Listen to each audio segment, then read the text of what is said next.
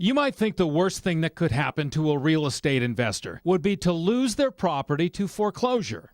Now I'm stuck with them, and I don't want them. For real estate investor Marie Gastelum, the worst thing happened when the banks chose not to foreclose. They're in my name. I can't get rid of them. No one wants to buy them. I can't give them away.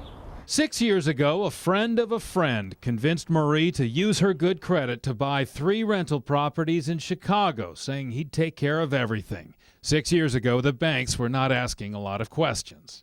That's when I found out someone had gone through the documents and showed that I was making 6 figures instead of 5. On a California state worker's salary, Marie somehow qualified for more than $1 million in Chicago mortgages with no money down. It worked for about 3 months. By mid-2007, the rent on Marie's 3 Chicago homes stopped coming, but of course the bills did not.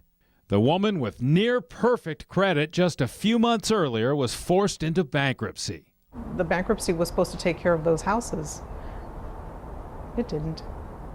At first, the banks did what you'd expect banks to do. They took the necessary steps in bankruptcy court to foreclose on Marie's 3 Chicago houses. One lender actually did foreclose on that one in early 2008. But the other 2 lenders, without explanation, stopped the foreclosure process on those 2 homes and essentially gave those houses to Marie.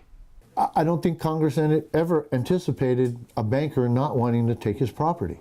Neither lender would tell us why they didn't want their houses back, but it's obvious they were not worth anything close to the loan amounts, especially after years of nobody looking after them. In fact, the city of Chicago demolished this one on West 61st Street as a threat to public safety. We've hired experts who came in for $1,000 for the one that's demolished and $10,000 for the one that's not demolished. $11,000 total. Total. So Marie wound up with $11,000 worth of Chicago property, free, but not exactly free and clear.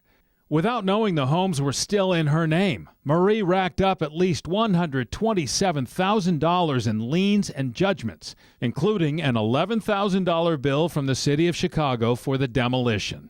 I don't want any money for them. I just want my name to be off of those properties. Last year, Marie's attorney filed a motion to reopen the bankruptcy case because he doesn't know what else he can do to help her, while she continues to be crushed by penalties that keep piling up. Not exactly the fresh start we anticipated. Because of the trouble in Chicago, Marie eventually lost her primary residence in Fair Oaks. It's been tough. The life of a real estate investor obviously comes with some risk, including a downside that Marie Gastelum never even dreamed of. In Sacramento, George Warren, News 10.